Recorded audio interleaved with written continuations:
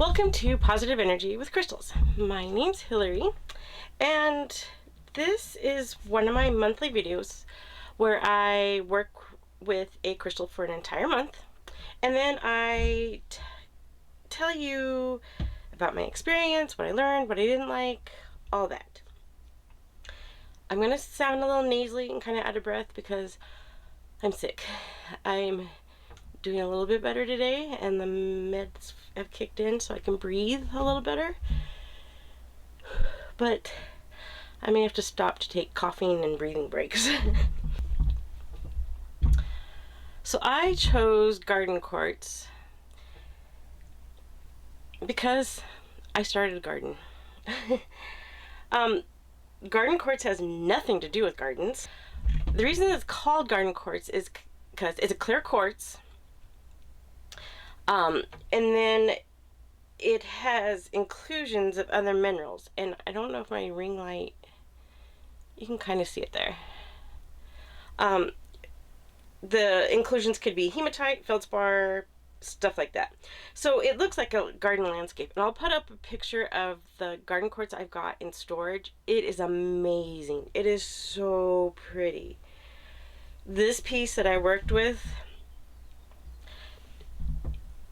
you know, you can see the inclusions, and it does look like garden material in there, but it's nothing compared to those pieces I've got in storage. So Garden Quartz amplifies grounding and it cleanses the aura.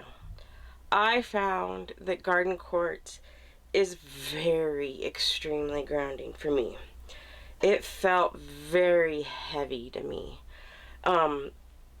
It was too much. It was too grounding. And this is also where I confess I didn't carry it for the full month. It was too heavy. And it's not heavy as in its weight, but it just felt, my shoulders, my hips, my back, they all hurt. It felt like I was carrying a really heavy backpack around with me all the time. And you know, this is in my pocket, so it's not on my back. You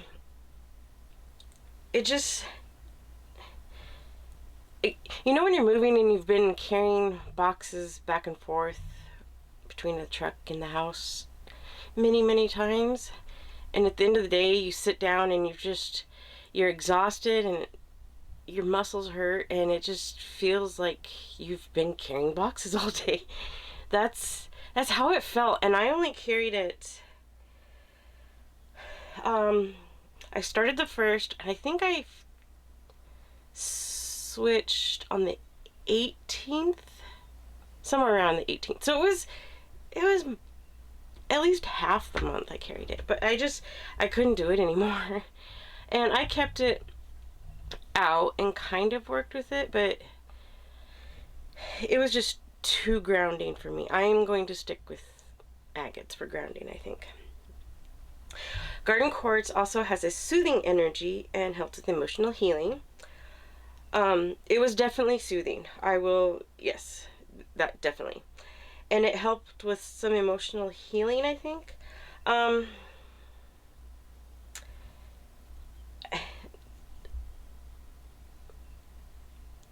I still think I prefer agate over Garden Quartz for all of that kind of stuff too. Garden Quartz helps you connect to past lives, release past traumas tied to past lives or early childhood memories, helps heal from early childhood memories that trigger fear or stress. I didn't do any past life work, but I have been working on some childhood memories stuff, and some inner child work stuff. I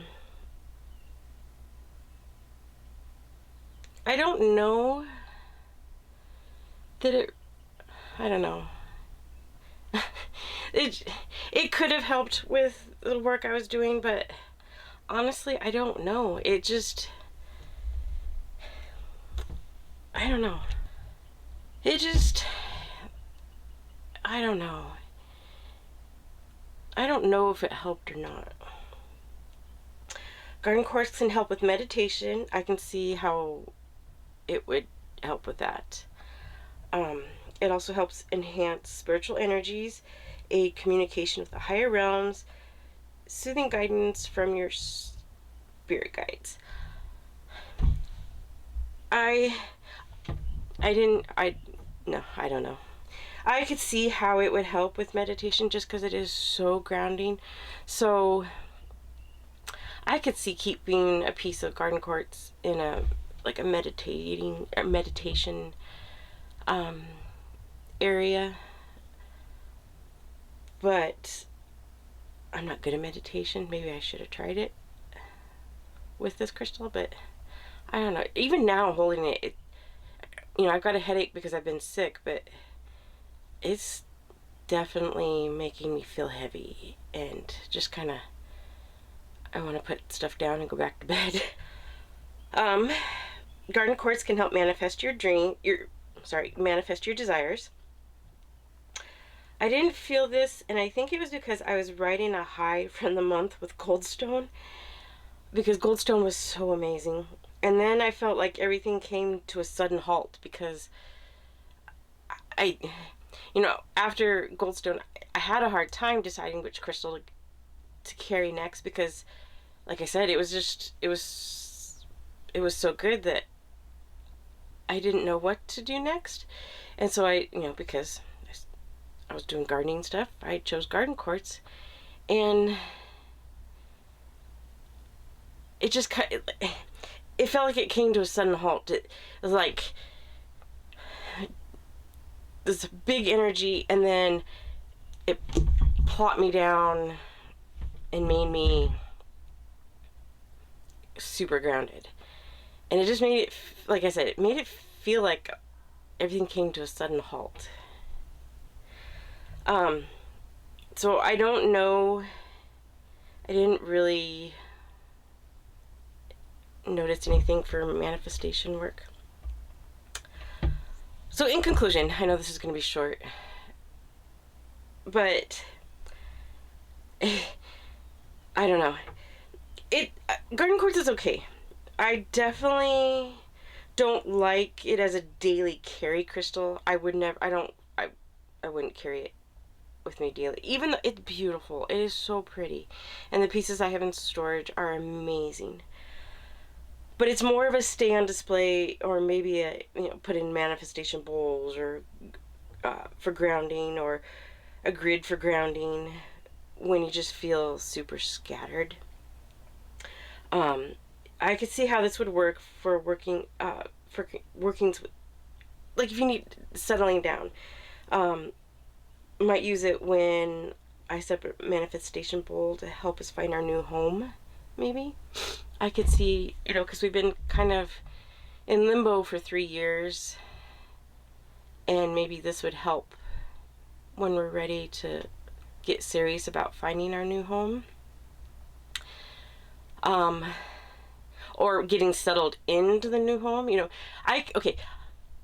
I could see how Garden Quartz would, because we've been in limbo for 3 years, I could see how Garden Quartz would make our new home, feel like the place to be, that we finally landed, we're grounded to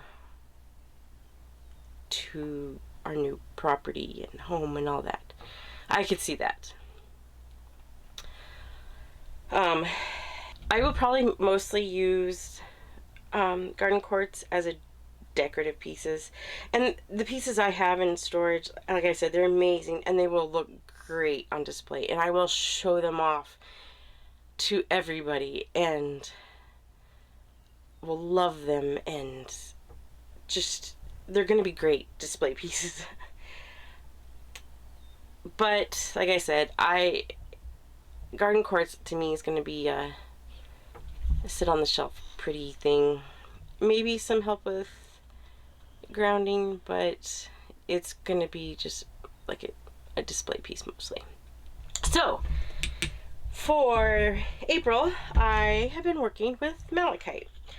The garden quartz, working with that, kind of made me realize in storage, I've got all these my big collection.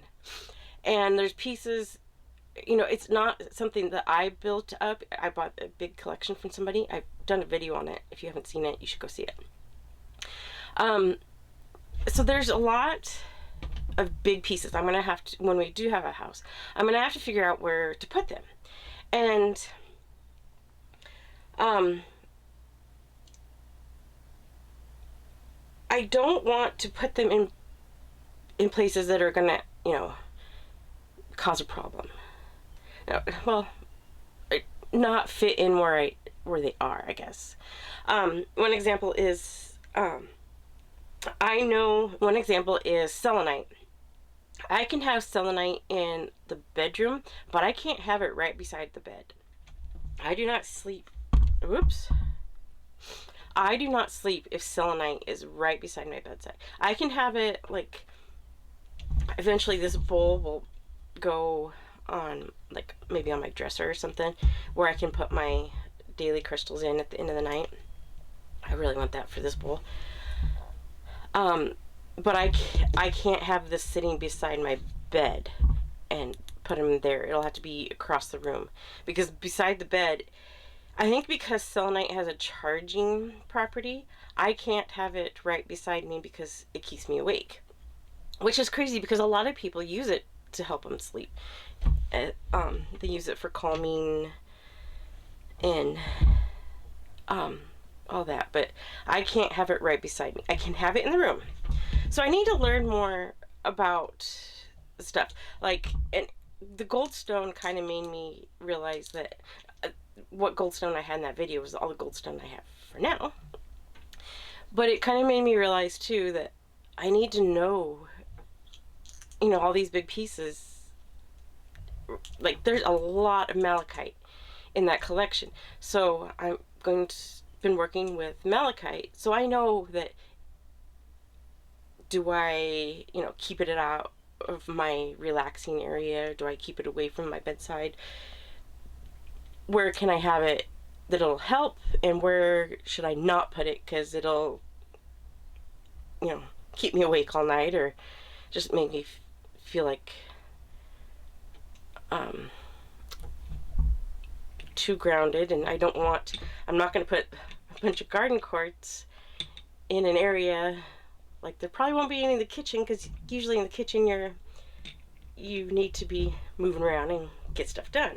So the garden quartz will probably go, like, in an area where we're relaxing and don't need to be working on stuff. So that's kind of my, over the next few months, I think that's how I'm going to choose which crystals to work with, is choose some that there's a lot of them in my collection, and I need to work with them to figure out where to put them.